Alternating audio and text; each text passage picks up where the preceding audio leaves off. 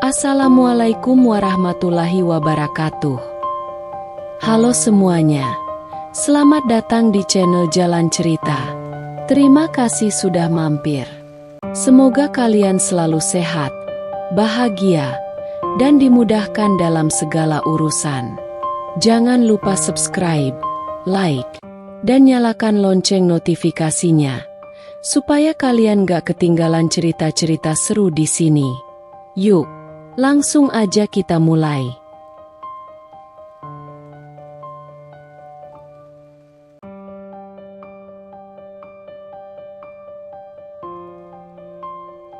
Dulu aku dihina sebagai menantu bodoh dan tak berguna. Kini setelah aku sukses, ibu mertua dan adik iparku datang mengemis minta bantuan. Namaku Nadira. Aku bukan siapa-siapa. Lahir dan tumbuh dari keluarga sederhana yang selalu hidup cukup, kadang pas-pasan. Ibuku penjual sayur di pasar. Almarhum ayahku tukang ojek yang tewas karena ditabrak kabur saat aku masih SMA. Sejak kecil, aku diajarkan untuk tidak bermimpi terlalu tinggi. Katanya, dunia tak ramah pada orang-orang kecil. Tapi aku tetap bermimpi. Mimpiku sederhana. Hidup nyaman, disayangi, dan punya seseorang yang bisa kuandalkan. Lalu datanglah Danu. Danu, tinggi, rapi, wangi, anak pengusaha properti besar. Kami bertemu di sebuah event komunitas sosial, tempat aku jadi relawan. Waktu itu aku bahkan tak berani berharap banyak. Tapi entah bagaimana, dia tertarik padaku. Mungkin karena aku terlihat berbeda, katanya. Bukan seperti perempuan-perempuan yang biasanya ia temui. Dan dalam waktu singkat, kami jatuh cinta. Atau setidaknya, aku pikir begitu. Danu melamarku setelah 1 tahun berpacaran. Semua terasa seperti mimpi. Gaun putih, pesta mewah, senyum-senyum iri dari teman-teman lama yang dulu tak pernah menganggapku cukup menarik. Saat Danu menggenggam tanganku di altar, aku benar-benar percaya. Inilah hidup yang baru, hidup yang kutunggu sejak lama.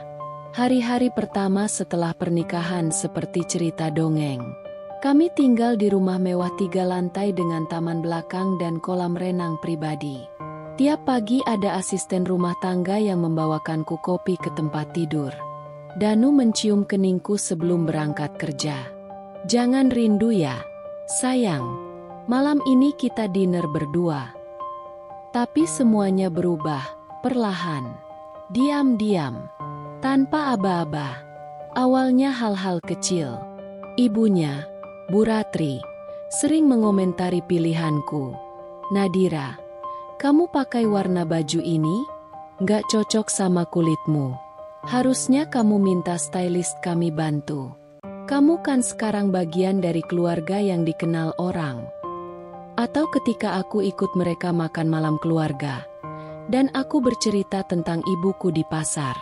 Nadira, kalau bisa jangan terlalu cerita tentang masa lalumu ya. Itu bisa jadi bahan gosip.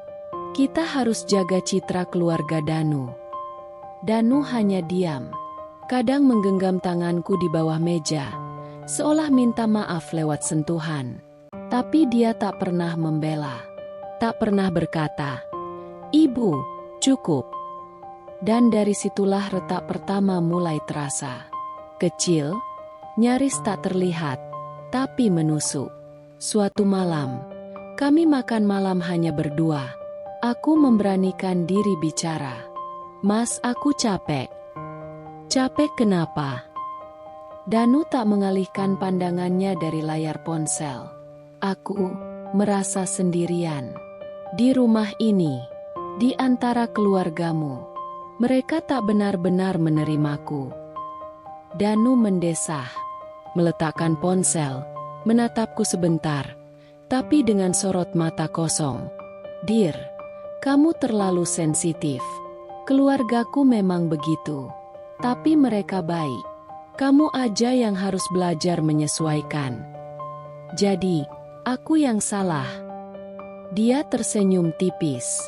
Bukan salah, tapi kamu harus lebih dewasa. Jangan cengeng.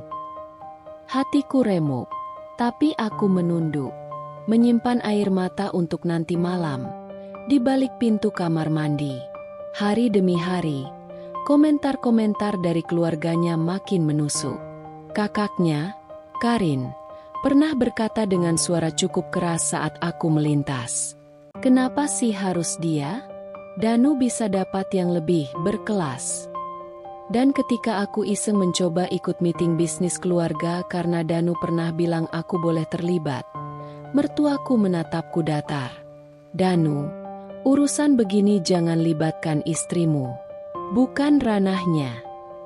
Aku hanya tersenyum kecil, padahal di dalam aku ingin berteriak. Yang paling menyakitkan adalah Danu berubah. Dia tak lagi mengajakku makan malam, tak lagi mencium keningku di pagi hari. Wajahnya sering lelah, marah, atau sekadar datar. Dan tiap kali aku tanya, "Ada apa, Mas?" Jawabannya hanya satu, "Kamu makin banyak drama, Dir." Aku capek. Aku tertawa kecut waktu itu. Lucu. Aku yang dulu mengira masuk ke dalam dunia indah, ternyata masuk ke dalam sangkar emas. Cantik di luar, dingin di dalam. Pada suatu malam, aku tak tahan. Kupeluk Danu dari belakang, memohon pelan. "Mas, kamu masih sayang aku, kan?" Dia diam lama, lalu menjawab tanpa menoleh. "Aku sayang. Tapi kamu harus ngerti posisi kamu sekarang. Jangan bikin aku harus memilih." "Memilih? Memilih siapa, Mas?" Suaraku gemetar. "Udahlah, jangan dibahas." Tapi dari situ aku sadar, aku bukan ratu di istana ini. Aku hanya tamu yang disuruh berpakaian indah, tersenyum di depan kamera, dan diam saat dicabik-cabik di belakang layar. Aku tidur malam itu dengan mata bengkak.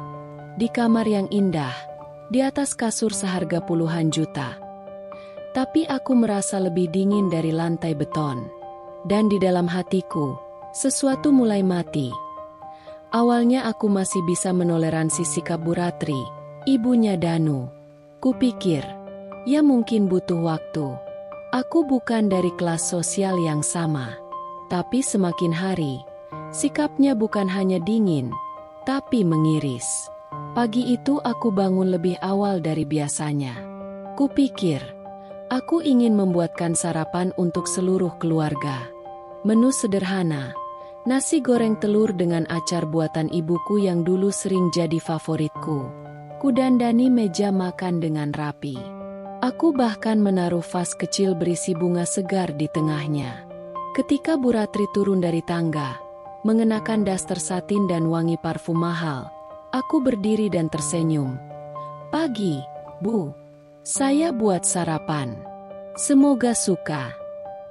Dia berjalan ke meja, menatap piring-piring itu sejenak, lalu menghela napas panjang.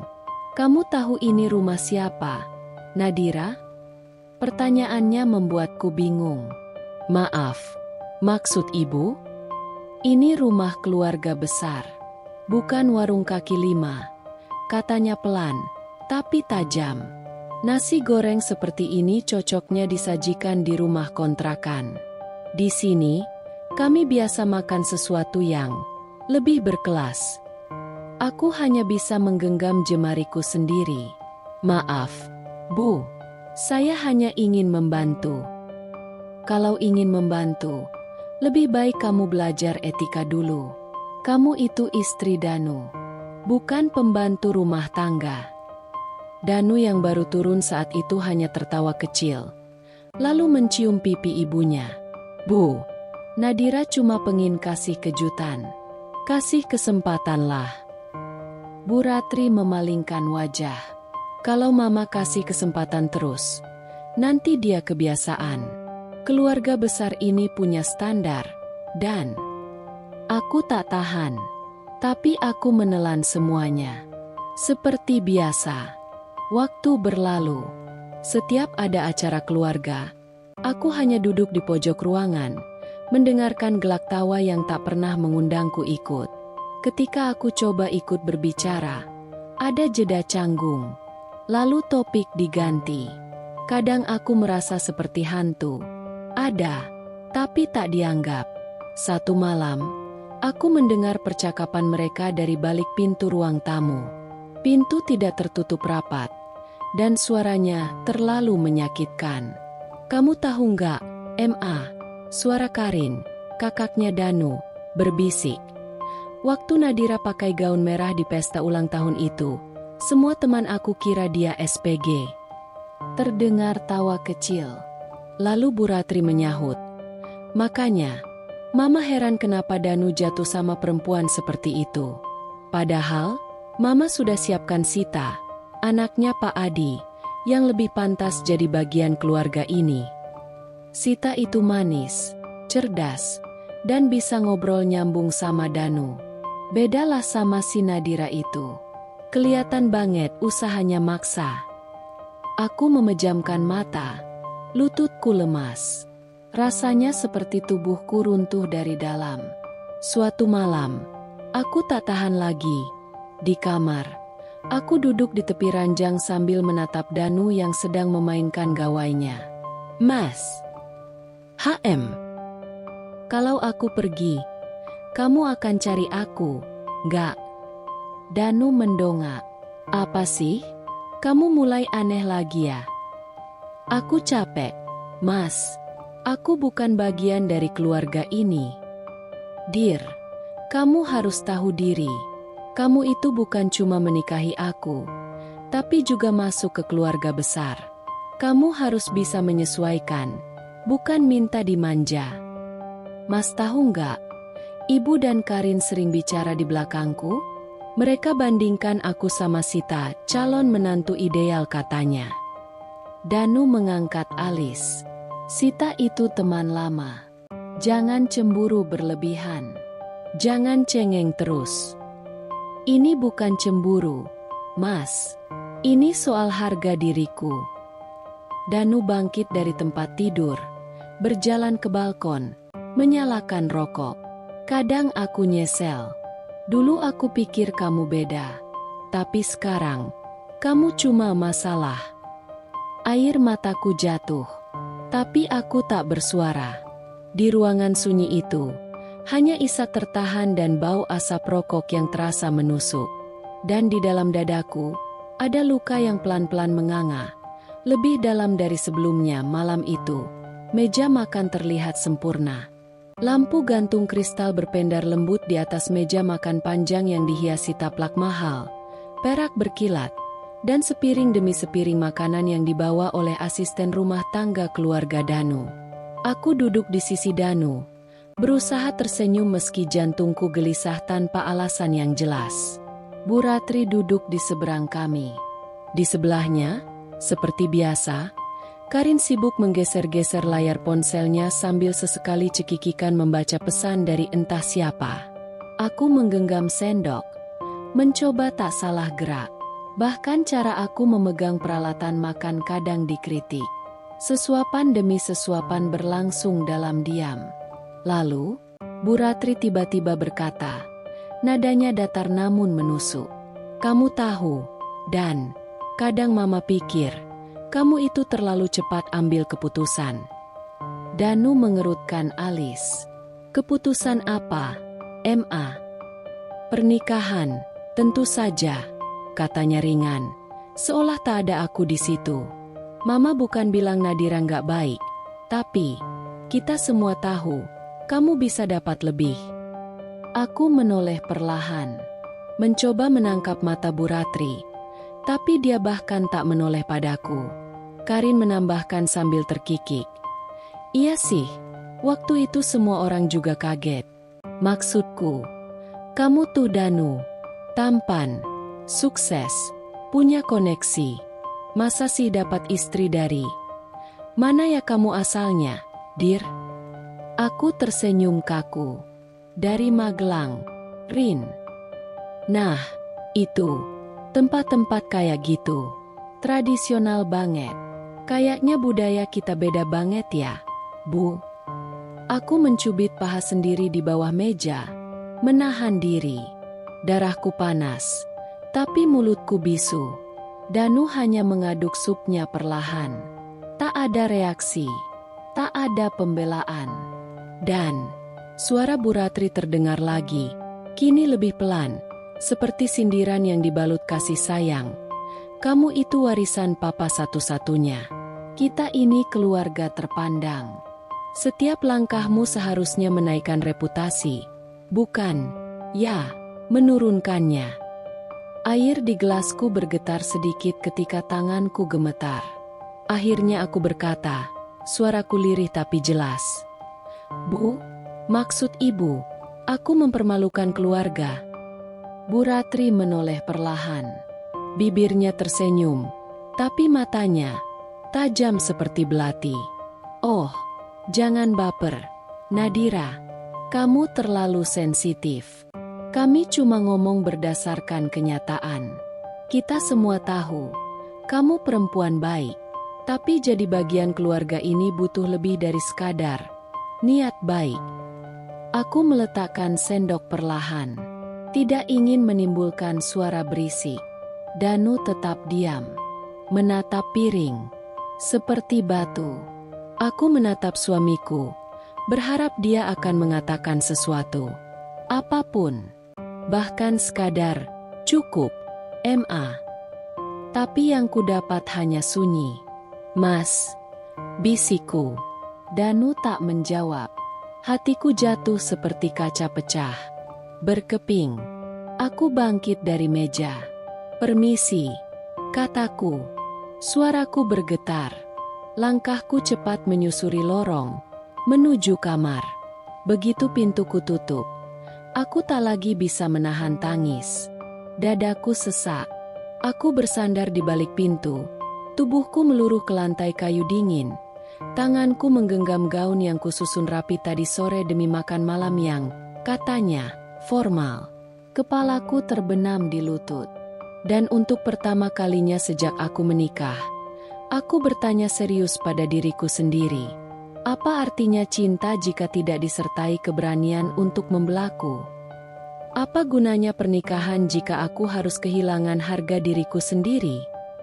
Aku bukan hanya terluka karena ucapan mereka, tapi karena diamnya Danu. Diam itu lebih tajam dari 1000 hinaan. Dan di malam yang sepi itu, di kamar megah yang terasa seperti penjara mewah, aku tahu, aku perlahan kehilangan diriku sendiri. Tapi satu hal belum padam. Aku tahu aku tidak pantas diperlakukan seperti ini. Dan entah kapan, aku harus keluar dari labirin kebohongan yang kusebut pernikahan ini. Aku masih ingat pagi itu. Aku bangun lebih awal dari biasanya, mengenakan apron bermotif bunga, dan mulai memasak sarapan untuk semua orang. Aku tahu ibu suka nasi uduk dengan telur balado dan sambal kacang buatan tangan. Aku siapkan semuanya dengan penuh harap. Berharap pagi ini akan terasa berbeda. Lebih hangat, lebih seperti rumah. Meja makan telah tertata. Aroma makanan memenuhi ruang makan yang luas. Sinar matahari pagi menerobos melalui tirai tipis, menyentuh porselen putih dan gelas kaca. Aku berdiri menunggu, merapikan rambutku yang sedikit berantakan. Aku sempat tersenyum sendiri, membayangkan ibu berkata, "Akhirnya kamu ngerti juga selera keluarga ini." Tapi saat Bu Ratri turun, langkahnya lambat. Ia duduk tanpa menatapku, hanya menoleh pada meja dan mengerutkan kening. "Apa ini?" "Nasi uduk," katanya tanpa emosi. "Iya, Bu," jawabku dengan semangat. "Saya dengar ibu suka. Saya buat sendiri sambalnya, bukan dari beli." Gumamnya. Ia mengambil sendok, mencicipi sedikit sambal. Lalu ia meletakkan sendoknya pelan. Wajahnya tetap datar. "Terlalu pedas. Lidah mama bukan lidah pasar, Nadira." Aku terdiam. Senyumku kaku. Aku menunduk, menarik napas panjang. Karin masuk tak lama kemudian, menyambar sepotong roti dari meja dan mengedarkan pandangannya dengan sinis. Duh, sarapan kayak gini? Gak heran sih. Aku ngiler pengen pindah rumah aja. Aku masih diam. Mencoba menelan sakit seperti pil pahit yang sudah terlalu sering kutelan akhir-akhir ini. Danu akhirnya turun. Aku menatapnya, berharap setidaknya dia akan mengapresiasi usahaku. Mas, aku masak nasi uduk, favorit ibu. Dia hanya menatap meja sebentar. Oh, katanya datar. Lalu ia duduk di kursi, langsung mengambil roti. Aku berdiri kaku.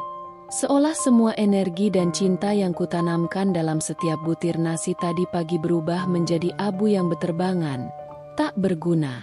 Setelah mereka semua pergi, Danu ke kantor, Karin entah kemana, Bu Ratri ke salon seperti biasanya. Aku duduk di kursi kosong, menatap sisa makanan di piring. Tanganku mengepal di pangkuan. Apa aku benar-benar tidak berarti apa-apa di rumah ini? Selama ini aku menelan semuanya. Kata-kata tajam, tatapan sinis, dan perlakuan seperti aku bukan bagian dari keluarga. Aku terus meyakinkan diriku untuk bersabar. Bahwa cinta itu butuh waktu. Bahwa aku harus membuktikan diri. Tapi semakin aku memberi, semakin mereka menolak. Aku teringat saat ulang tahun pernikahan kami yang kedua. Aku menyiapkan makan malam kejutan. Lilin, musik jazz lembut. Aku bahkan mengenakan gaun yang Danu puji dulu saat kami pacaran. Namun malam itu, dia pulang telat. Dan saat melihat semua persiapan itu, dia hanya berkata, "Kenapa repot-repot? Kan kita bisa makan di luar aja kayak orang normal." Aku menjawab dengan senyum palsu. Aku cuma ingin kita punya waktu berdua.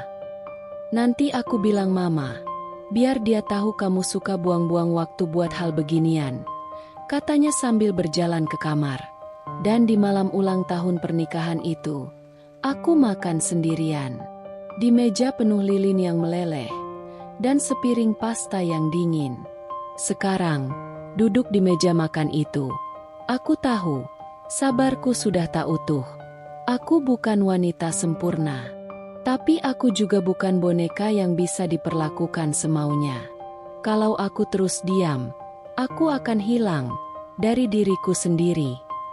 Dan untuk pertama kalinya, dalam hati kecilku, aku mulai bertanya, apakah bertahan di rumah ini berarti mengkhianati diriku sendiri? Hari itu langit sedikit mendung, udara sore terasa berat. Seperti firasat yang enggan menyingkap apa yang menungguku. Aku menerima pesan singkat dari Bu Ratri. Datanglah ke restoran di Hotel Aruna jam 7 malam. Sendiri. Tidak ada penjelasan. Tidak ada tanda tanya. Hanya perintah. Aku sempat ingin menanyakan ke Danu. Tapi dia sedang sibuk di ruang kerja dan tampak tak ingin diganggu. Jadi aku pergi sendiri. Berusaha berpikir positif. Mungkin ini adalah awal dari penerimaan. Mungkin ibu mertua akhirnya mau bicara dari hati ke hati denganku.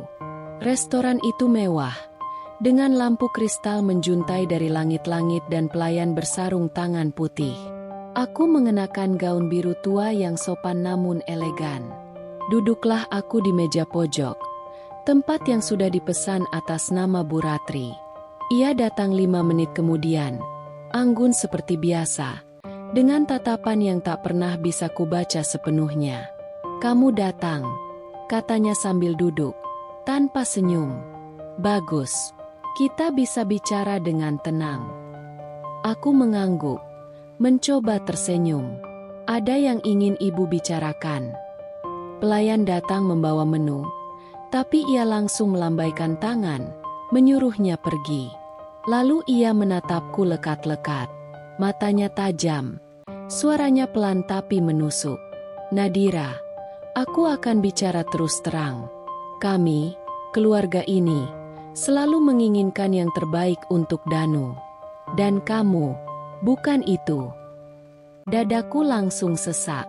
Tapi aku tetap diam, menunggu dia melanjutkan. Kamu perempuan biasa. Latar belakangmu tidak cukup.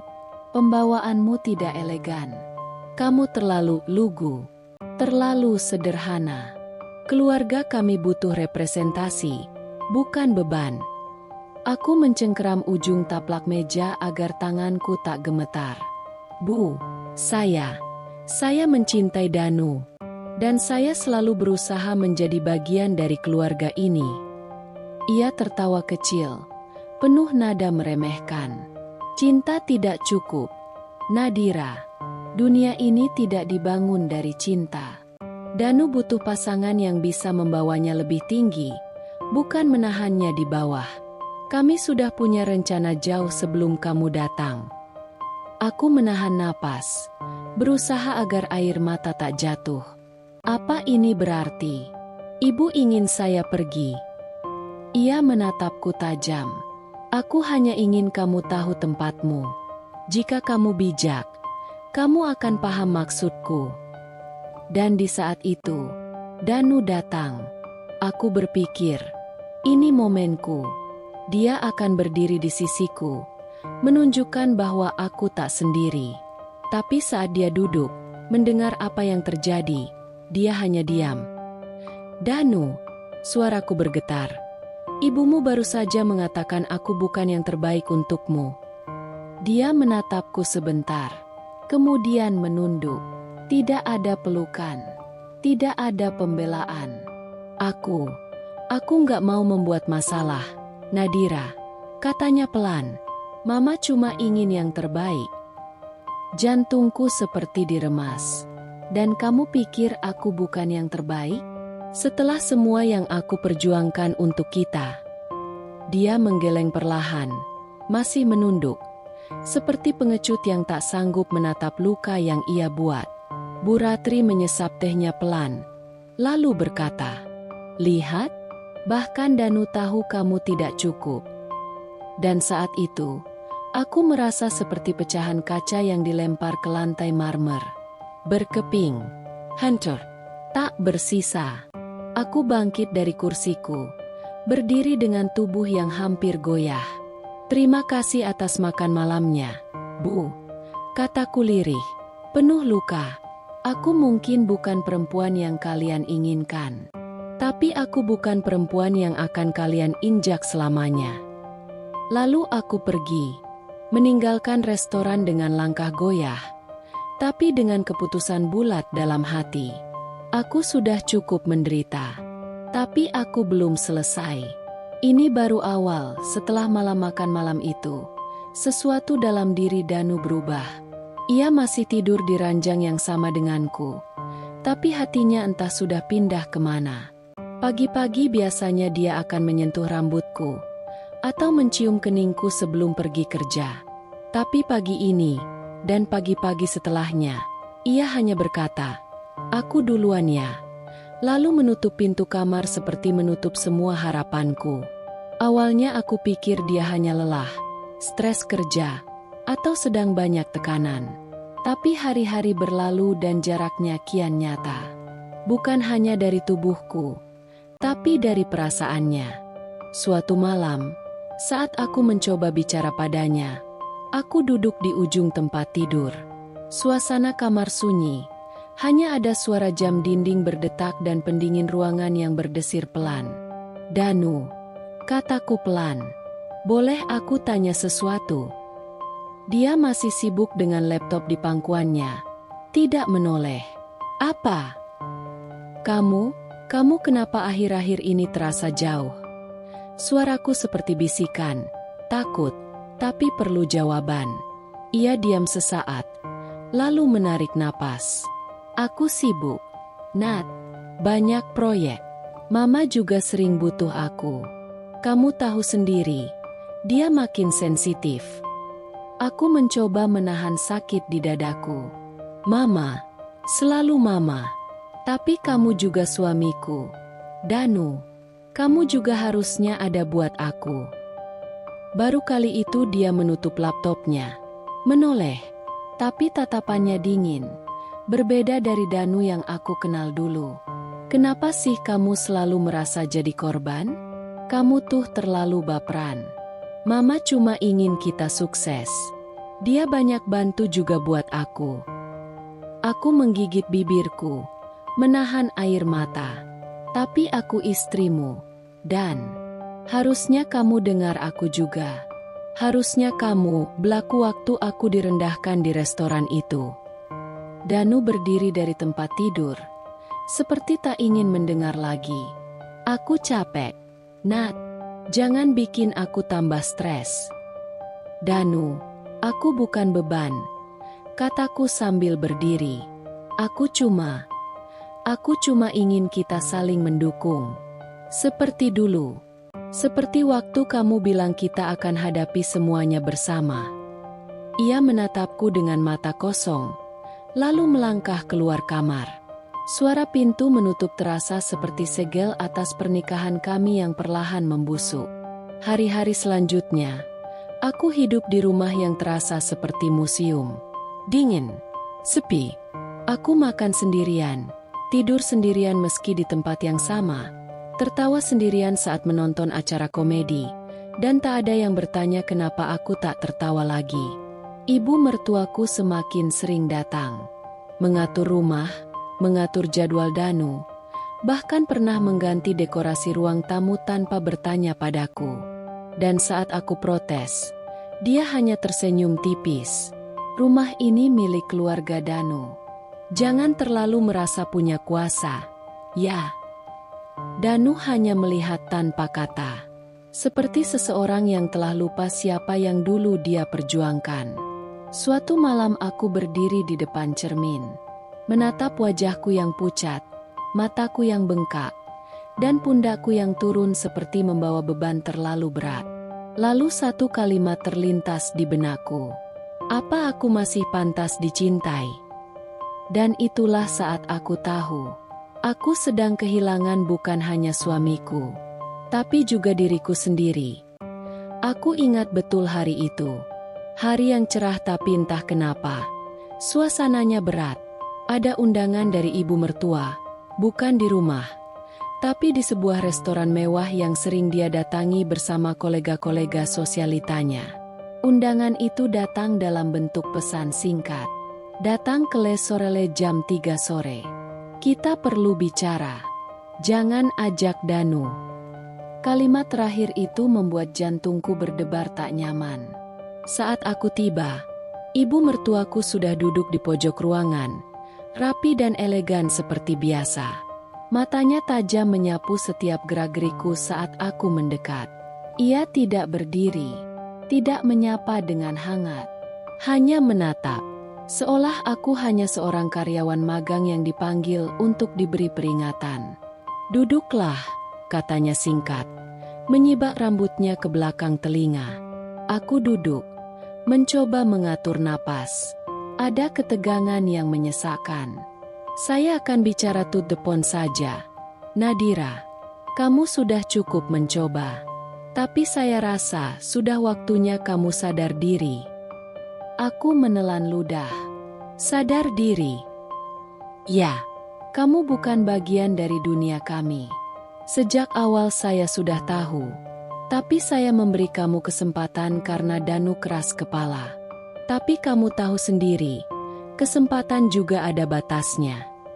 Ia mengaduk tehnya pelan, lalu melanjutkan dengan nada santai yang justru menusuk lebih dalam. Kami sudah mengenal seseorang. Seorang wanita yang jauh lebih cocok. Keluarganya terpandang. Pendidikan bagus. Kelasnya, ya, di atasmu. Aku menatapnya. Tak percaya. Jadi, ini semua sudah direncanakan. Dia mengangguk kecil. Sudah sejak kamu gagal menunjukkan bahwa kamu bisa menyatu dengan keluarga kami. Danu tak akan tahan dengan pernikahan ini. Cepat atau lambat, kamu akan tersingkir. Hening sejenak, tapi kepalaku dipenuhi suara. Jantungku berdetak begitu keras hingga aku nyaris tidak bisa mendengar detak jam di dinding restoran. Tapi aku menolak membiarkan air mata jatuh. Bukan di depan wanita ini. Bukan sekarang. Kamu bisa keluar dengan cara baik-baik. Nadira, kita bisa atur supaya semuanya tetap terhormat. Kamu bisa mulai lagi. Dari awal. Jauh dari Danu. Tanganku mengepal di bawah meja. Tapi suaraku tetap tenang. Jadi, ini semua karena aku tidak cukup kaya? Tidak cukup bergengsi. Ia tersenyum tipis, seperti guru yang sabar menjelaskan pada murid bodoh. Bukan soal kaya saja, tapi kamu tidak punya kelas. Kamu manis. Ya, tapi manis itu tidak cukup untuk bertahan dalam keluarga besar seperti ini. Aku berdiri perlahan. Hatiku hancur, tapi wajahku tetap dingin. Terima kasih, Bu. Terima kasih sudah membuka mataku. Oh, ya, sekarang saya sadar. Selama ini saya bertahan karena saya pikir cinta cukup. Tapi saya salah. Dan saya juga salah karena mengira ibu cuma tak suka saya. Ternyata ibu ingin saya menghilang. Aku menunduk sebentar, lalu menatap matanya. Tapi saya bukan tipe yang pergi begitu saja. Saya bukan bayangan. Saya nyata. Dan saya akan bertahan. Bukan demi Danu, tapi demi diri saya sendiri. Lalu aku melangkah pergi. Setiap langkah terasa seperti beban yang terangkat sedikit demi sedikit. Di belakangku, aku tahu dia terdiam. Mungkin dia mengira aku akan menangis. Akan tunduk. Tapi tidak. Di luar restoran, angin sore menyapu wajahku. Untuk pertama kalinya dalam waktu yang lama, aku merasa bebas. Bukan karena aku sudah menang, tapi karena aku akhirnya tahu, aku harus berdiri untuk diriku sendiri. Dan kali ini, aku tidak akan membiarkan siapapun menjatuhkan aku lagi. Beberapa hari setelah pertemuan penuh luka dengan ibu mertua, aku mulai merasa bahwa ada sesuatu yang lebih dalam. Danu berubah. Lebih sering pulang larut. Kadang tanpa kabar. Ponselnya selalu disembunyikan. Bahkan saat ia tidur. Dia tak lagi mencium keningku seperti dulu sebelum berangkat kerja. Dan yang paling menyakitkan, senyumnya sudah bukan untukku lagi.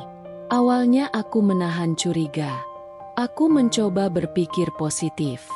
Tapi kecurigaan itu menggumpal di dada. Sampai suatu malam, ketika Danu tertidur di sofa dengan ponselnya tergelincir dari genggaman. Tanganku gemetar. Aku tahu aku tak seharusnya melanggar privasi. Tapi hatiku sudah terlalu remuk untuk tetap diam. Dengan napas berat, aku membuka pesannya. Dan disitulah aku melihatnya. Sayang, aku gak sabar pengen lepas dari semua ini. Kamu satu-satunya yang buat aku bahagia. Aku juga. Dan Mama bilang tinggal tunggu waktu. Kita akan jadi keluarga sungguhan nanti. Iya, kamu jauh lebih cocok buatku. Dia cuma masa lalu yang nyasar. Tanganku menutup mulutku sendiri agar tak berteriak. Air mataku menetes. Deras. Dunia runtuh. Lututku lemas. Rasanya seperti ditikam di dada oleh dua orang sekaligus, suamiku dan ibu mertuaku. Aku memandangi Danu yang masih tertidur. Wajahnya tenang, damai, seperti tak ada dosa. Padahal aku tahu, dia telah menghancurkan aku. Paginya, aku menatapnya saat sarapan. Danu, kataku, suaraku rendah tapi tegas. Kamu cinta sama aku? Dia mengangkat wajah. Matanya bingung. Kenapa nanya begitu? Jawab aja. Ya, tentu. Kamu istriku. Aku tersenyum. Istrimu yang kamu bilang nyasar. Wajahnya membeku. Tangan yang tadi memegang sendok kini diam di udara. Aku baca semua pesanmu. Danu, dengan dia, wanita pilihan ibumu. Dira, aku bisa jelasin. Katanya cepat, panik. Itu cuma salah paham. Salah paham? Aku menyela. Tawa getir keluar dari bibirku. Kamu nyebut aku masa lalu yang nyasar. Dan itu bukan salah paham. Itu niat. Danu berdiri, mencoba meraih tanganku. Tapi aku mundur. Selama ini aku tahan hinaan ibumu. Aku tutup mulut saat kamu diam waktu dia merendahkanku. Aku sabar. Tapi ini, kamu menusukku di titik terendah. Aku menatap matanya. Mata yang dulu aku cintai. Kamu pengkhianat. Dan kamu akan kehilangan segalanya. Aku janji. Danu terdiam. Tak mampu berkata-kata. Untuk pertama kalinya, aku melihat wajah lelaki itu pucat. Tak ada ketegasan. Tak ada pembelaan. Hanya diam. Dan dari diamnya itu, aku tahu, semua benar. Malam itu, aku mengemasi barangku. Tapi bukan untuk kabur. Bukan untuk pergi dengan hina. Aku akan pergi. Untuk kembali dengan cara yang tidak akan pernah mereka lupakan. Meninggalkan rumah itu bukan keputusan yang mudah. Tapi saat pintu terakhir tertutup di belakangku, dan angin malam menyapu wajahku, aku tahu satu hal, aku bebas. Bukan bebas dari pernikahan, tapi dari ilusi, dari penjara bernama cinta buta. Aku menyewa kamar kecil di sebuah rumah susun tua, dengan jendela sempit dan dinding yang mengelupas. Tidak ada sofa empuk, tidak ada meja makan besar dari kayu jati seperti di rumah Danu. Tapi anehnya, di sana aku bisa bernapas. Untuk pertama kalinya, aku merasa tidak sedang menahan napas di tengah kebisingan yang mematikan. Aku menatap bayanganku di cermin. Mata sembab, rambut kusut, tubuh lelah. Tapi di balik semua itu, ada bara yang perlahan menyala. Luka di hatiku berubah jadi bahan bakar. Aku tidak akan membiarkan mereka menjadikanku korban lagi. Setiap pagi, aku menulis di buku catatan kecil. Aku akan bangkit. Aku akan menciptakan hidup yang baru. Untuk diriku sendiri. Aku mulai mengikuti kelas daring tentang bisnis, fashion design, branding digital. Malam-malam kuhabiskan menonton video tutorial, mencatat strategi pemasaran, memahami perilaku konsumen.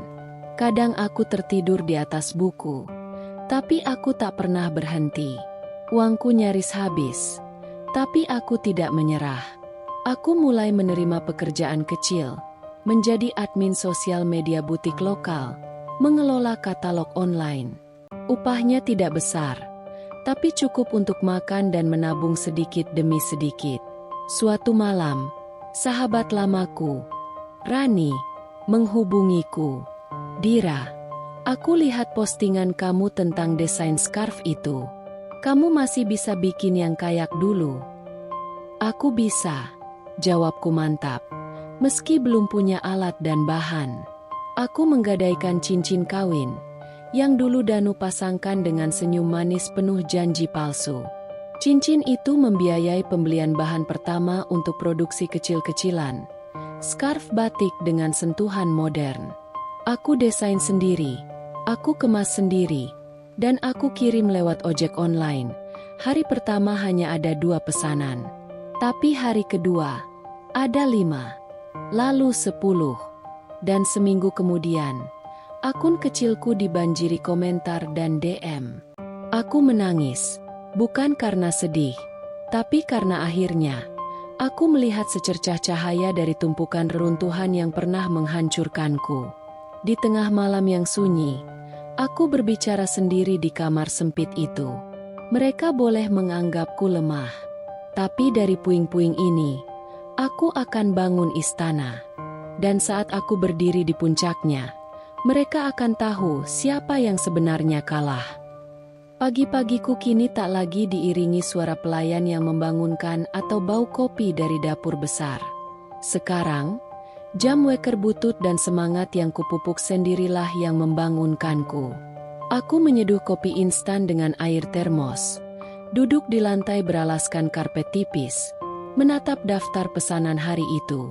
Aku bukan siapa-siapa lagi di mata mereka. Tapi bagiku, aku sedang menjadi seseorang. Aku tak punya modal besar. Tapi aku punya ide dan tekad.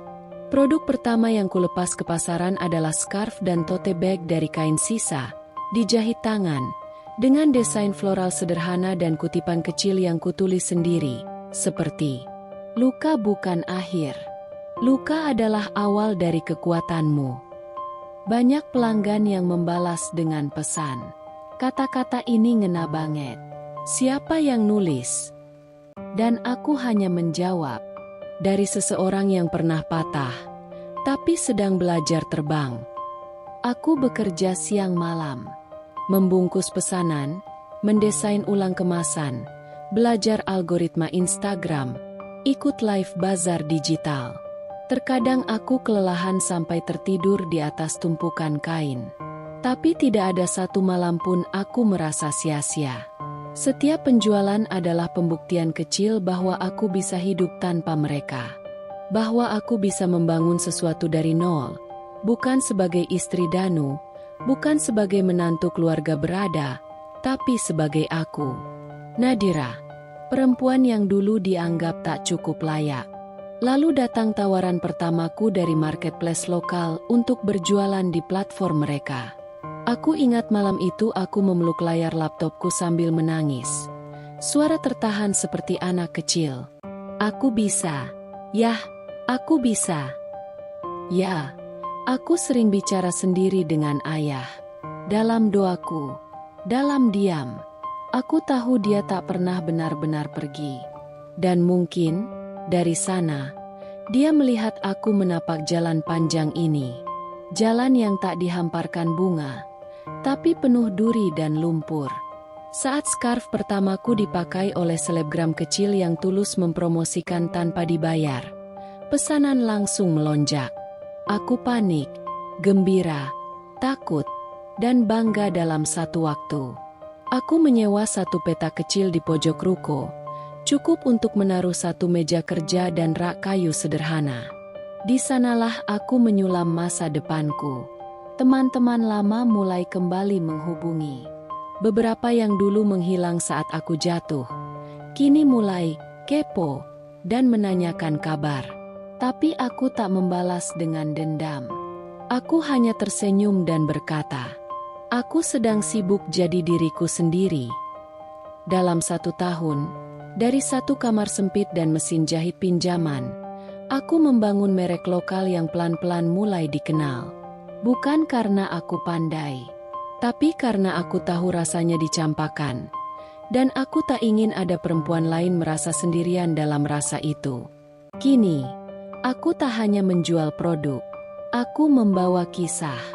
Dan kisahku bukan tentang ditinggalkan, tapi tentang bertahan, tahun demi tahun berlalu. Dan aku mulai melihat buah dari segala jerih payahku. Bisnis kecil yang dulu hanya aku jalani di pojokan rumah, kini berkembang pesat. Aku punya tim yang mendukungku, peralatan yang lebih lengkap, dan produk yang sudah dilirik oleh brand besar. Akhirnya, butik kecil yang kuimpikan bisa berdiri megah di pusat kota. Keberhasilan ini bukan hanya soal angka. Ini soal pembuktian. Pembuktian bahwa aku bisa menjadi lebih dari sekadar wanita yang dulu direndahkan. Suatu sore yang cerah, aku sedang mempersiapkan peluncuran koleksi baru di butikku. Suasana ramai. Banyak tamu undangan yang sudah datang. Tiba-tiba, aku melihat seseorang yang tak asing berjalan mendekat. Danu. Ia berdiri di pintu butikku, mengenakan setelan jas yang rapi, dengan wajah yang lebih tua dan penuh penyesalan. Tanpa berkata apa-apa, matanya hanya menatapku. Aku berhenti sejenak, menatapnya. Dulu, aku yang menunggu dia untuk membelaku, untuk melihat betapa keras aku berjuang. Tapi hari ini, aku hanya tersenyum tipis. Danu, kataku dengan tenang, Ada yang bisa saya bantu? Ia menelan ludah, mencoba merangkai kata-kata. Aku mendengar tentang kesuksesanmu, Nadira. Aku tahu aku pernah salah.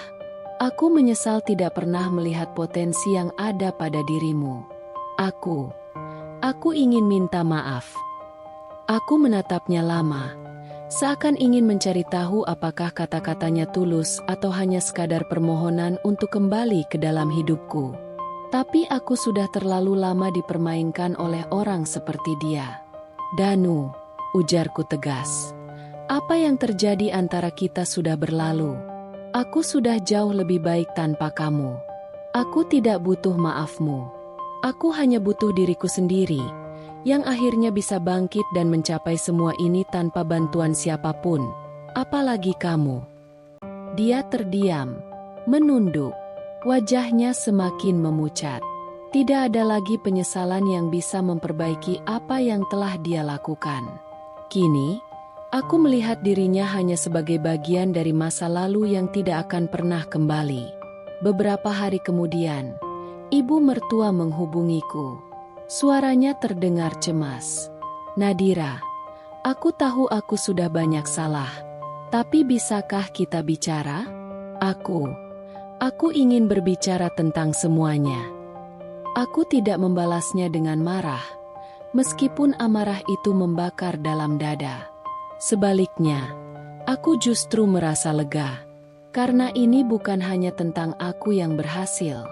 Ini adalah kemenangan atas manipulasi, penghinaan, dan pengabaian yang dulu kuterima dengan diam. Keberhasilanku bukan hanya untuk diriku sendiri, tetapi juga untuk membuktikan kepada mereka yang meremehkan bahwa aku tidak akan pernah terjatuh selamanya. Ibu, saya sudah menemukan jalan saya. Saya tidak butuh permintaan maaf atau perhatian lagi dari kalian. Setiap keputusan yang kubuat, setiap langkah yang kutempuh, selalu mengingatkanku pada perjalanan panjang yang penuh dengan luka.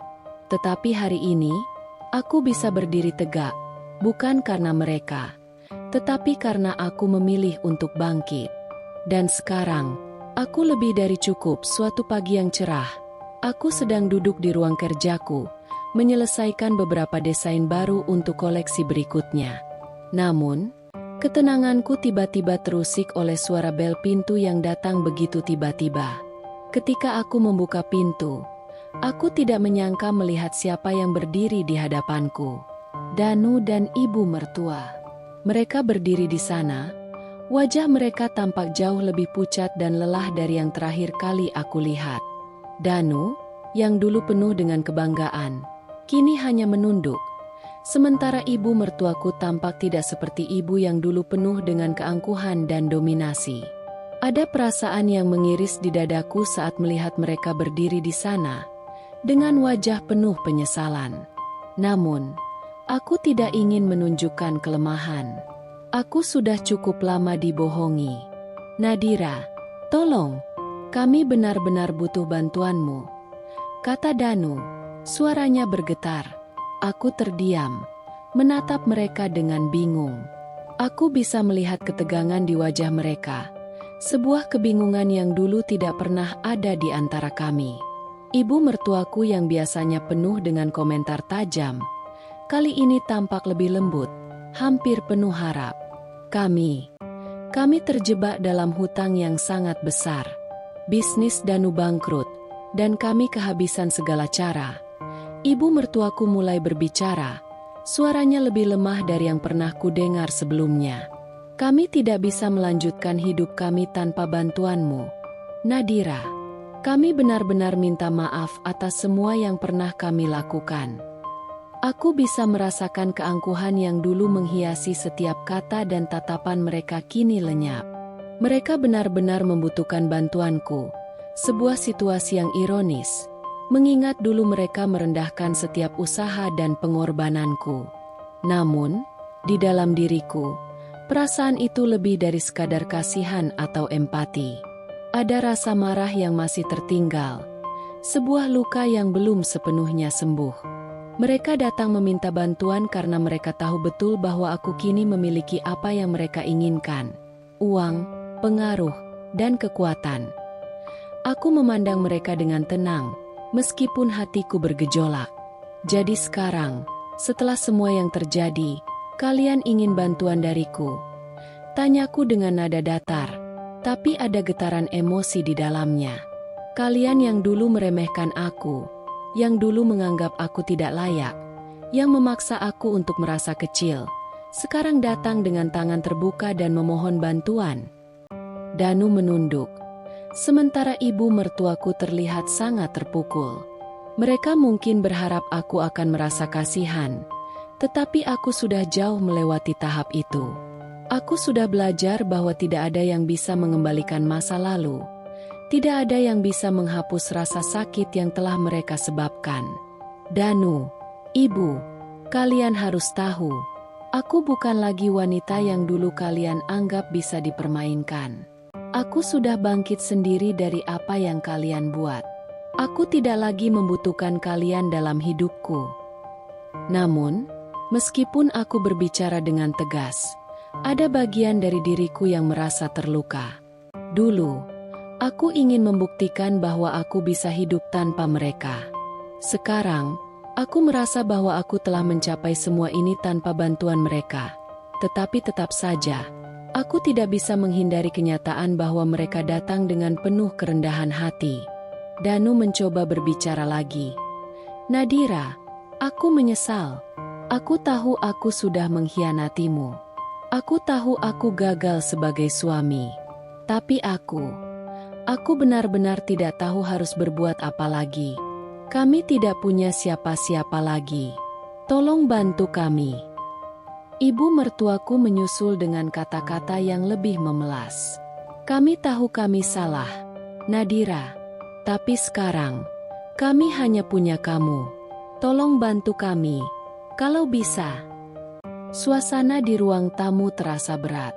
Aku bisa merasakan perasaan mereka yang hancur. Tetapi aku juga tahu, ini bukan hanya soal memaafkan atau memberi mereka apa yang mereka minta. Aku telah belajar banyak dari pengalaman ini, dan aku tahu bahwa kasih sayang dan pengampunan bukanlah sesuatu yang bisa diberikan begitu saja. Aku menarik napas dalam-dalam dan melihat mereka dengan tatapan yang lebih dalam. Aku tidak bisa membantu kalian, kataku dengan tegas. Kalian datang terlalu terlambat. Kalian merusak segalanya dengan cara kalian sendiri. Aku sudah cukup terluka, dan aku tidak ingin kembali ke masa itu hanya karena kalian membutuhkan bantuan. Danu dan ibu mertuaku terdiam. Wajah mereka dipenuhi penyesalan yang dalam, tapi itu tidak cukup untuk mengubah keputusan yang telah kuambil. Aku sudah cukup kuat untuk tahu apa yang harus kulakukan. Aku berdiri, melangkah menuju pintu, dan tanpa menoleh lagi, aku menutup pintu di depan mereka.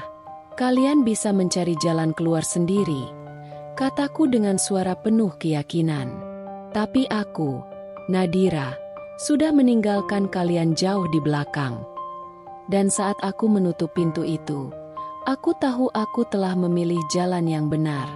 Bukan karena mereka, tapi karena aku telah menemukan kembali diriku sendiri. Aku tidak lagi merasa terbelenggu oleh masa lalu atau perasaan bersalah. Aku memilih untuk membangun masa depan yang lebih baik. Jauh dari bayang-bayang mereka, ku dengar detak jantungku berdegup kencang. Suara itu hampir menggantikan segala kebisingan di sekitar kami. Danu dan ibunya berdiri di depan pintu rumahku. Wajah mereka penuh dengan penyesalan dan keputusasaan. Namun, di dalam hatiku, ada sesuatu yang lebih kuat daripada rasa empati. Ada rasa sakit yang telah begitu lama terkubur dan kini muncul kembali, siap untuk menguasai seluruh diriku. Nadira, tolong, kami benar-benar butuh bantuan, kata Danu, suaranya parau, mencoba mengeluarkan kata-kata yang nyaris tidak bisa keluar. Aku menyesal, aku salah, aku tahu aku sudah membuatmu menderita. Dan aku tahu aku tidak bisa memperbaiki semuanya. Tapi, tolong, beri kami kesempatan. Ibunya berdiri di sampingnya. Ekspresi wajahnya penuh harapan, bahkan hampir memelas. Aku bisa melihat bagaimana mereka berdua terpojok, terhimpit oleh keadaan yang mereka buat sendiri. Namun, apa yang mereka minta begitu mudah, seolah semuanya bisa dimaafkan hanya dengan satu permintaan maaf. Aku tidak pernah begitu naif. Aku melangkah maju, dan mereka mundur sedikit, seolah memberi ruang untuk kata-kata yang akan aku ucapkan. Aku berdiri tegak, tidak peduli betapa rapuhnya hatiku yang terluka. Mereka mungkin berharap melihat kelembutan atau empati dalam diriku, tetapi yang mereka dapatkan hanya kebesaran hati yang telah lama hilang. Kalian dulu menganggap aku tidak ada apa-apanya, kataku. Suaraku terjaga penuh kendali, meskipun di dalamnya ada gemuruh perasaan yang tak terungkapkan. Kalian merendahkan setiap langkahku, setiap usahaku. Aku hanya seorang wanita yang kalian anggap tidak pantas untuk berada di dunia kalian. Sekarang, setelah kalian terjatuh, kalian datang untuk meminta bantuan. Tapi kalian tidak bisa mengharapkan apapun dari aku. Danu dan ibunya terdiam.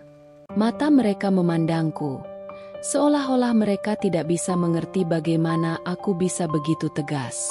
Dulu, mereka sering memperlakukanku seperti aku tidak lebih dari sekadar bayangan yang ada di sekitar mereka, bukan bagian dari hidup mereka yang nyata. Aku melanjutkan dengan tenang, meskipun suara hatiku bergemuruh penuh amarah. Tanyakan pada diri kalian sendiri, apa yang kalian lakukan pada hidupku? Apa yang kalian pikirkan ketika kalian mengabaikan perasaanku, meremehkan setiap langkahku, dan menghancurkan kepercayaanku? Aku bisa melihat wajah ibu mertuaku berubah. Tampaknya dia mulai merasakan beratnya kata-kataku. Danu masih berusaha mencari kata-kata untuk membela dirinya, tetapi setiap kata yang keluar dari mulutnya seperti tertahan, hilang dalam kesunyian yang aku ciptakan. Mereka yang dulu merasa lebih tinggi dariku, yang dulu merasa bisa merendahkan aku dengan kata-kata dan perilaku mereka, kini harus menundukkan kepala di hadapanku.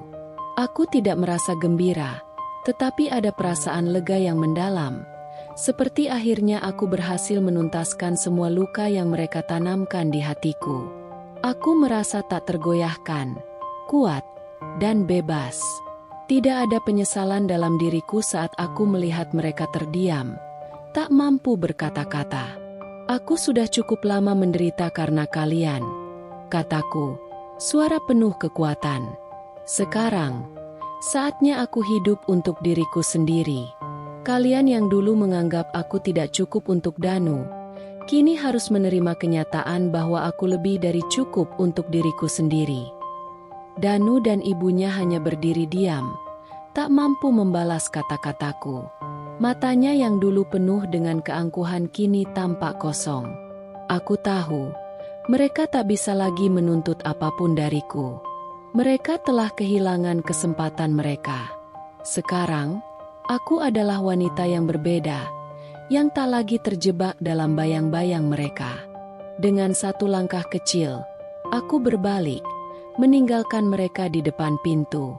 Aku tahu mereka akan pergi, tapi perasaan yang memenuhi ruang itu bukan rasa kasihan, melainkan rasa kebebasan yang begitu dalam. Aku menutup pintu dengan lembut, tetapi dalam hatiku, aku tahu, ini adalah penutupan yang terakhir. Mereka tidak lagi memiliki tempat dalam hidupku. Aku yang dulu terhina, sekarang berdiri di atas kaki sendiri, lebih kuat dan lebih hidup dari sebelumnya. Aku berdiri di ambang sebuah keputusan yang akan mengubah semuanya. Ketika aku melihat kembali semua yang telah terjadi, setiap penghinaan, setiap manipulasi, dan setiap pengkhianatan yang mereka lakukan, aku merasa seakan-akan aku sudah cukup bertahan. Sudah cukup aku diam, berusaha menjaga sikap baik, berharap bahwa karma akan mengatur segalanya. Namun ternyata, hidup tidak selalu adil begitu saja. Aku sadar, mereka tidak akan pernah berhenti selama aku tetap diam. Danu dan ibunya, yang dulu berusaha merendahkanku, kini datang dengan segala penyesalan mereka yang tidak tulus. Mereka merasa terpojok, memohon pertolongan dariku. Tetapi aku sudah lelah. Lelah dengan kebohongan mereka. Lelah dengan cara mereka mempermainkan hidupku. Aku sudah cukup kuat untuk mengambil kendali penuh atas hidupku. Dan sekarang, saatnya aku memberikan mereka pelajaran yang tak akan pernah mereka lupakan. Aku tidak hanya akan menutup pintu terhadap mereka. Aku akan membuka semua pintu kejahatan mereka dan membeberkannya kepada dunia. Aku menyiapkan segala sesuatunya dengan hati-hati. Semua pesan yang pernah kuterima dari Danu dan ibu mertuaku, pesan-pesan yang mengungkapkan bagaimana mereka memanipulasi setiap situasi untuk menguntungkan diri mereka sendiri, aku siapkan untuk dipublikasikan. Semua percakapan yang menunjukkan bagaimana Danu dengan sengaja merendahkanku, mengabaikanku, dan berbohong padaku selama bertahun-tahun, aku kumpulkan.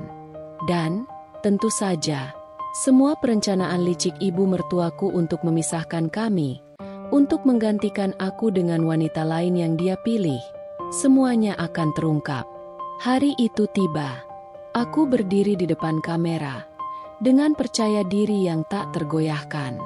Media yang dulu memuji Danu dan keluarganya kini menyorotku dengan penuh perhatian. Aku tahu mereka ingin tahu apa yang akan aku katakan, tapi mereka tidak tahu bahwa aku memiliki sebuah bom yang siap meledak. Bom yang akan menghancurkan citra sempurna mereka.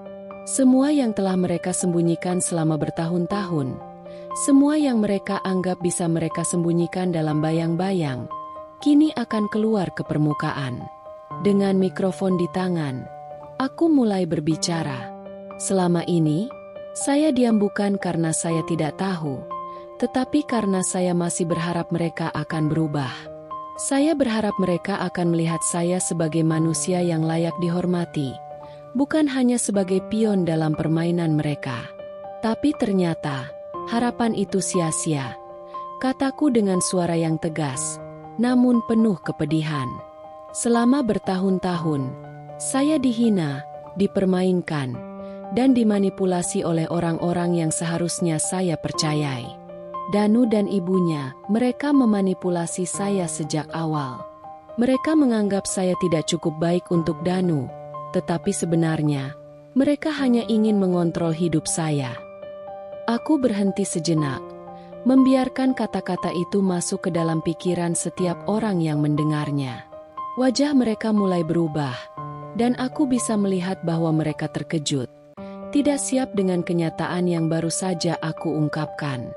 Aku melanjutkan, dengan mata yang tajam, tidak ada lagi keraguan dalam suaraku. Danu, suami saya yang dulu saya cintai, ternyata telah berselingkuh dengan wanita yang dipilihkan oleh ibunya. Dia membiarkan ibunya merusak hidup kita, dan dia tidak pernah memperjuangkan hubungan ini. Dia lebih memilih untuk mendengarkan ibunya, yang dengan sengaja berusaha menggantikan saya. Dan ibu mertuaku, dia selalu menganggap saya sebagai ancaman, bukan sebagai menantu. Selama bertahun-tahun, dia menginginkan saya pergi dari hidup Danu, dan dia berhasil. Aku bisa merasakan kegelisahan di antara para wartawan. Mereka tampak bingung dan tercengang. Semua yang mereka anggap sebagai kisah cinta sempurna tiba-tiba runtuh begitu saja. Aku melanjutkan, mengungkapkan setiap detail kecil yang selama ini mereka sembunyikan. Setiap rasa sakit yang mereka timbulkan, aku ungkapkan dengan jujur, tanpa rasa takut. Ini adalah waktuku untuk berbicara. Saya tahu mereka akan mencoba membalikan cerita ini. Mereka akan mencoba membuat kalian melihat saya sebagai orang yang jahat, tapi saya hanya ingin kalian tahu satu hal. Saya sudah cukup menderita, dan saya tidak akan membiarkan mereka memainkan hidup saya lagi. Ini adalah kebenaran yang mereka tidak ingin kalian ketahui. Saya bukan hanya seorang wanita yang mereka anggap tidak berharga. Saya lebih dari itu. Saya adalah seseorang yang telah belajar untuk bertahan, untuk bangkit, dan untuk akhirnya berkata cukup. Setelah aku mengucapkan kata-kata terakhir itu, ruang itu terdiam. Tidak ada yang bisa mereka katakan. Wajah Danu dan ibunya kini terlihat pucat. Keringat dingin mengalir di dahi mereka. Mereka yang dulu merasa bisa mengendalikan segalanya kini terjebak dalam kebohongan mereka sendiri. Mereka yang dulu meremehkan dan mempermainkan aku kini terpojok, tak bisa berkata-kata. Aku menatap mereka satu persatu, melihat bagaimana mereka terhimpit oleh kenyataan yang tak bisa lagi mereka tutupi. Kini, tak ada lagi yang bisa mereka sembunyikan. Dunia tahu siapa mereka sebenarnya, dan aku merasa puas. Ini bukan tentang balas dendam. Ini tentang keadilan. Ini tentang mengakhiri cerita yang telah lama menindas hidupku. Setelah mengungkapkan semua kebohongan yang mereka sembunyikan selama bertahun-tahun, aku merasa ada satu langkah besar lagi yang perlu aku ambil. Satu langkah yang akan mengakhiri permainan mereka dan memberikan pelajaran terakhir. Aku tahu, untuk benar-benar menguasai hidupku, aku harus mengambil kendali penuh atas segala sesuatu yang selama ini mereka anggap sebagai milik mereka. Dan itu termasuk perusahaan keluarga Danu. Aku mulai merencanakan dengan cermat. Aku tahu betul bahwa perusahaan itu bukan hanya sekadar bisnis bagi mereka, melainkan simbol kekuasaan dan kontrol yang selama ini mereka gunakan untuk menghancurkan hidupku. Ibu mertuaku, dengan segala ambisinya, selalu berusaha memastikan bahwa Danu dan aku tidak akan pernah menjadi pemilik sejati dari apa yang telah mereka bangun. Tapi kini, semuanya akan berubah. Aku menghubungi seorang penasihat keuangan yang ahli dalam hal akuisisi dan investasi. Aku tahu bahwa ini adalah langkah besar, tetapi aku sudah siap untuk menantang takdir dan mengambil alih apa yang dulu mereka anggap tak tergoyahkan.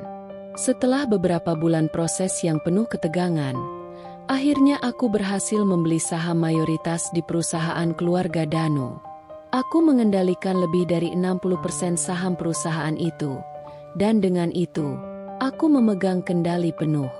Ketika aku masuk ke ruang rapat pertama kali setelah pembelian itu, aku bisa merasakan ketegangan di udara.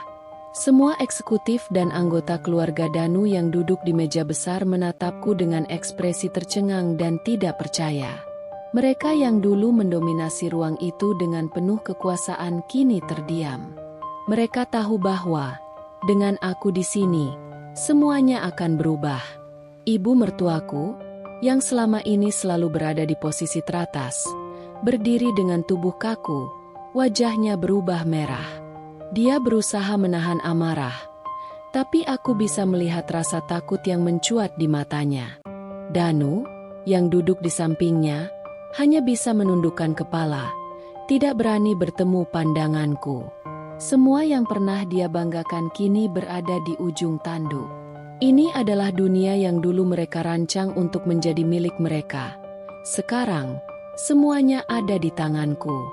Aku berdiri dengan tenang, menatap setiap orang di ruangan itu satu persatu. Semua mata tertuju padaku, dan aku tahu bahwa saat ini aku bukan hanya mengendalikan perusahaan.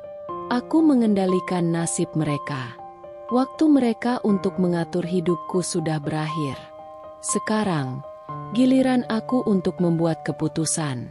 Saya ingin kalian semua tahu, saya di sini bukan hanya untuk mengubah arah perusahaan ini. Saya di sini untuk mengubah semuanya. Keputusan-keputusan kalian yang selama ini merugikan, yang penuh dengan manipulasi, akan berakhir. Sekarang, saya yang akan memimpin. Dan kalian semua harus mengikuti arah yang baru. Ibu mertuaku berusaha berbicara, tapi suaranya tercekat. Dia tahu tidak ada lagi yang bisa dia lakukan. Semua keputusan ada di tanganku sekarang. Saya tahu selama ini kalian menganggap saya tidak cukup baik. Saya tahu kalian meremehkan saya dan mencoba membuat hidup saya menderita. Tapi sekarang, kalian yang harus mengakui bahwa saya lebih dari cukup. Saya lebih dari sekadar wanita yang kalian hina. Saya adalah wanita yang akan membawa perusahaan ini ke puncak yang lebih tinggi, dan kalian harus tunduk pada keputusan saya, karena saya yang memegang kendali sekarang. Suasana semakin tegang. Namun aku merasa ada sebuah kekuatan dalam diriku yang belum pernah aku rasakan sebelumnya. Aku melihat wajah ibu mertuaku yang mulai memucat, menahan amarah dan kebanggaan yang telah hilang.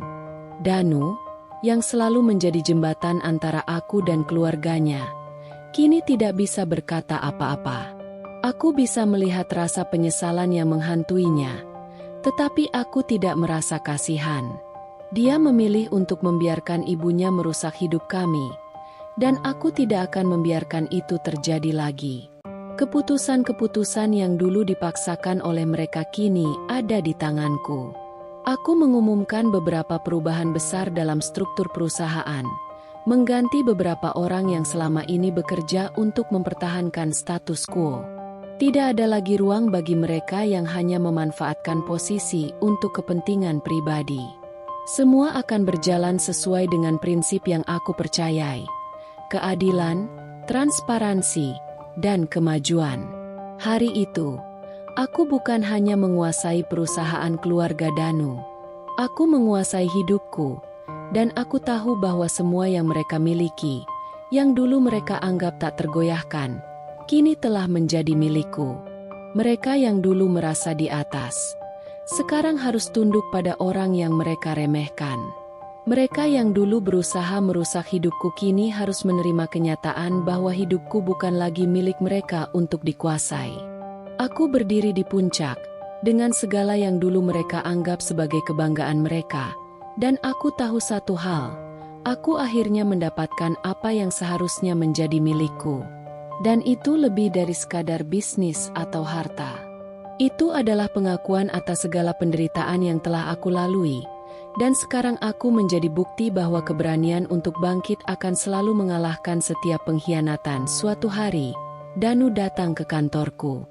Matanya tampak lelah, wajahnya pucat, dan ada sesuatu yang berbeda dalam tatapannya, sesuatu yang sebelumnya tidak pernah aku lihat.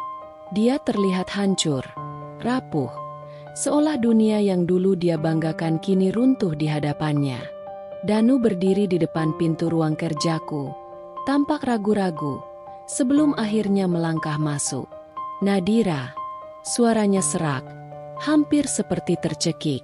Aku tahu aku telah banyak menyakitimu. Aku menyesal. Aku benar-benar menyesal dengan apa yang telah kulakukan." Aku menatapnya, mencoba membaca ekspresinya.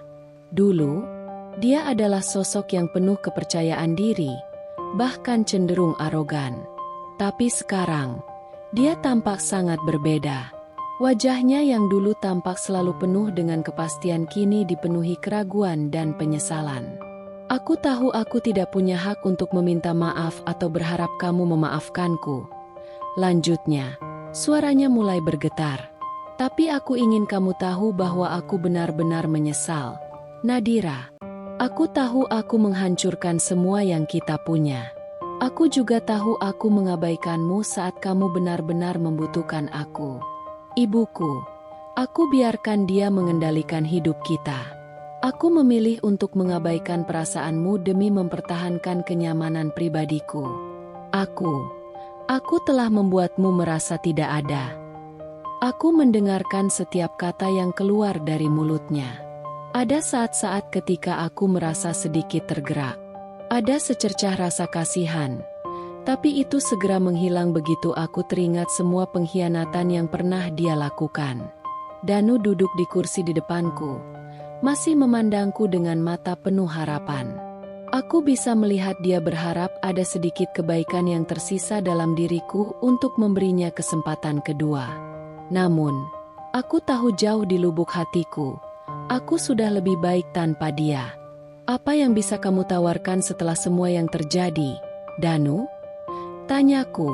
Suaraku terdengar datar, tidak ada emosi yang keluar dariku. "Kamu ingin aku memberi kesempatan? Tapi, untuk apa? Apa yang bisa kamu berikan setelah semua pengkhianatan itu? Kamu datang sekarang, setelah aku menghabiskan bertahun-tahun berusaha bertahan di dunia yang kamu hancurkan. Apa yang berubah, Danu? Apa yang berbeda?" Danu menundukkan kepalanya, dan aku bisa melihat sedikit air mata menggenang di matanya. Namun, aku tidak merasa kasihan. Aku tahu ini bukan lagi tentang aku yang butuh pengakuan dari dia, tetapi tentang bagaimana aku telah menemukan kekuatan untuk berdiri sendiri, untuk menguasai hidupku tanpa bergantung pada siapapun, termasuk dia. Aku tidak butuh apa-apa dari kamu lagi, lanjutku dengan tenang. Aku sudah menemukan jalanku sendiri. Aku sudah membuktikan bahwa aku bisa sukses tanpa kamu, tanpa ibumu, tanpa semua yang kalian anggap bisa mengendalikan hidupku. Aku bukan lagi wanita yang kau kenal dulu. Aku tidak butuh penyesalanmu untuk merasa utuh. Aku sudah cukup. Danu terdiam. Wajahnya kini dipenuhi rasa sakit yang mendalam, seolah seluruh penyesalannya yang selama ini terkumpul akhirnya mencapai titik puncak. Namun, aku tidak merasa perlu untuk menenangkan dia. Aku sudah melalui perjalanan panjang untuk mencapai tempat ini, dan aku tahu bahwa menoleh ke belakang hanya akan menghambatku. Danu, aku tidak pernah menginginkan pengkhianatan ini. Aku selalu memberikan yang terbaik untuk hubungan kita. Tapi aku sudah belajar bahwa kebahagiaanku bukanlah tanggung jawabmu, dan aku tidak akan kembali ke masa lalu hanya karena kamu menyesal sekarang, kataku tegas. Jadi, tolong pergi. Aku sudah cukup dengan semuanya. Aku berdiri, melangkah menuju pintu dan membukanya, memberi isyarat bahwa pertemuan ini sudah berakhir. Danu tetap duduk di kursinya, tatapannya kosong. Aku bisa melihat bahwa dia ingin berbicara lebih banyak, ingin mencoba meyakinkan aku bahwa dia bisa berubah. Tapi aku sudah membuat keputusan. Aku sudah cukup memberi kesempatan pada seseorang yang bahkan tidak bisa menghargai kesempatan yang aku beri. Dengan satu langkah keluar dari pintu itu, aku menutup babak lama dalam hidupku, sebuah babak yang penuh dengan kebohongan, manipulasi, dan pengkhianatan. Kini, aku siap melangkah lebih jauh, lebih kuat dari sebelumnya. Dan Danu? Dia sudah menjadi bagian dari masa lalu yang tidak lagi memiliki tempat dalam hidupku. Hari itu, aku sedang duduk di ruang tamu, menikmati secangkir teh hangat setelah hari yang panjang. Ketika pintu depan berbunyi, aku tahu ada yang datang. Ketika aku membuka pintu, mataku bertemu dengan sosok yang selama ini selalu hadir dengan kecemasan dan manipulasi. Ibu mertuaku. Wajahnya terlihat lebih tua, lelah, dan bahkan lebih murung dari sebelumnya. Aku bisa merasakan aura permintaan maaf yang ingin dia sampaikan, meskipun itu tidak akan mengubah apapun. Nadira, suara ibu mertuaku terdengar lemah. Aku datang untuk berbicara. Aku ingin meminta maaf atas semua yang telah kulakukan. Aku tahu aku telah banyak membuat kesalahan, tapi aku sungguh menyesal. Tolong, beri aku kesempatan. Aku tahu kamu sudah berhasil tanpa kami, tapi tidak bisakah kita mulai lagi? Aku hanya berdiri di pintu, menatapnya dengan pandangan yang tidak bercampur emosi, hanya kebencian yang kini memenuhi hatiku. Aku bisa merasakan betapa dia berusaha untuk merayu, mencoba mendekat dengan kata-kata yang penuh permohonan, tetapi aku tidak bisa lagi jatuh dalam perangkapnya. Semua yang dia lakukan selama ini tidak akan pernah hilang begitu saja, dan aku tidak ingin menjadi wanita yang lemah yang mudah tergoda oleh kata-kata manisnya. Kamu datang ke sini dengan permohonan, Ibu. Tapi tahukah kamu apa yang telah kalian lakukan padaku? Aku berkata, suaraku penuh dengan ketegasan. Kamu dan Danu merusak hidupku dengan segala penghinaan, manipulasi, dan pengkhianatan yang tak terhitung jumlahnya. Kamu menghancurkan setiap bagian dari diriku yang dulu percaya bahwa aku bisa diterima oleh keluarga ini. Dan sekarang, setelah semuanya hancur, kamu datang ke sini berharap aku akan membantu, memaafkan. Ibu mertuaku tampak terkejut, seakan tidak menyangka aku akan berbicara dengan begitu tegas. Ada ketakutan di matanya, Mungkin dia tidak pernah membayangkan aku akan menjadi sekuat ini. Aku bisa melihat dia berusaha menahan air mata. Tapi aku sudah tidak merasa kasihan lagi. Kamu sudah membuat aku merasa tidak berharga. Kamu sudah membuat aku merasa seperti aku tidak ada. Bahkan sebelum aku tahu siapa diriku sendiri. Lanjutku dengan suara yang tidak bergeming. Dan sekarang, kamu berharap aku akan membuka pintu untukmu, mengampuni semua yang telah kamu lakukan? Tidak ada tempat untukmu lagi dalam hidupku.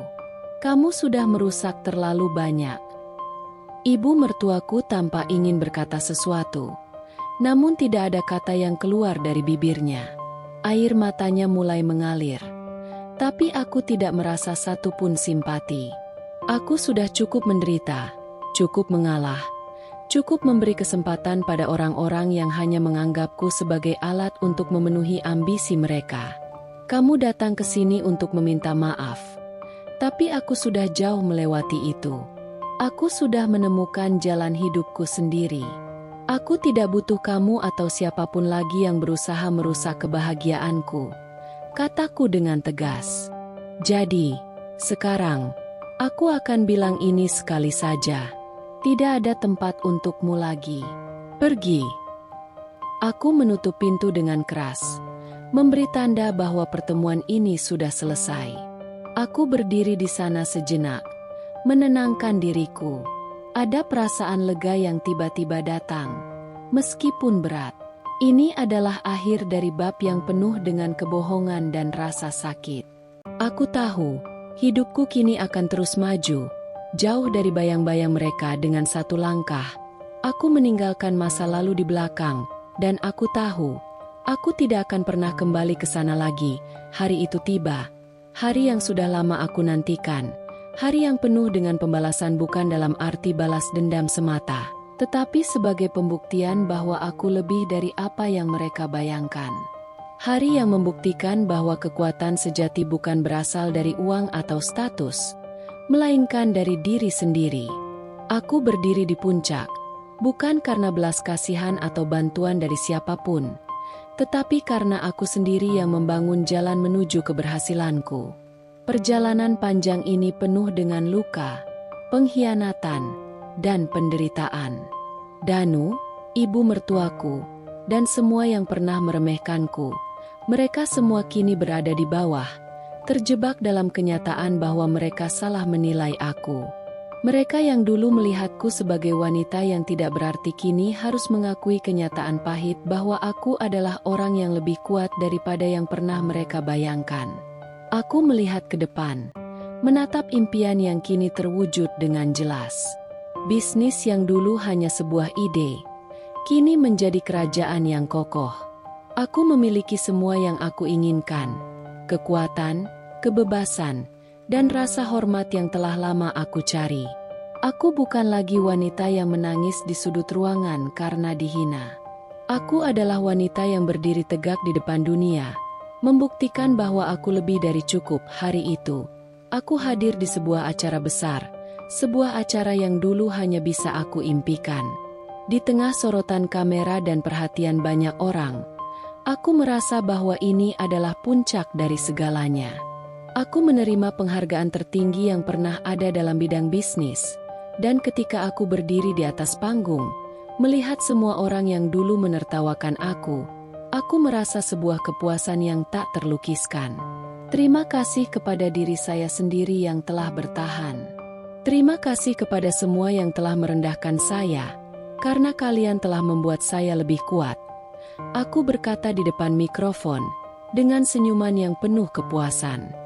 Kemenangan ini bukan hanya untuk saya, tetapi untuk semua orang yang pernah merasa tidak berdaya. Saya di sini untuk membuktikan bahwa setiap orang bisa bangkit.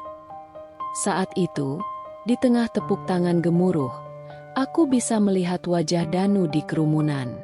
Dia tampak bingung, bahkan sedikit cemas.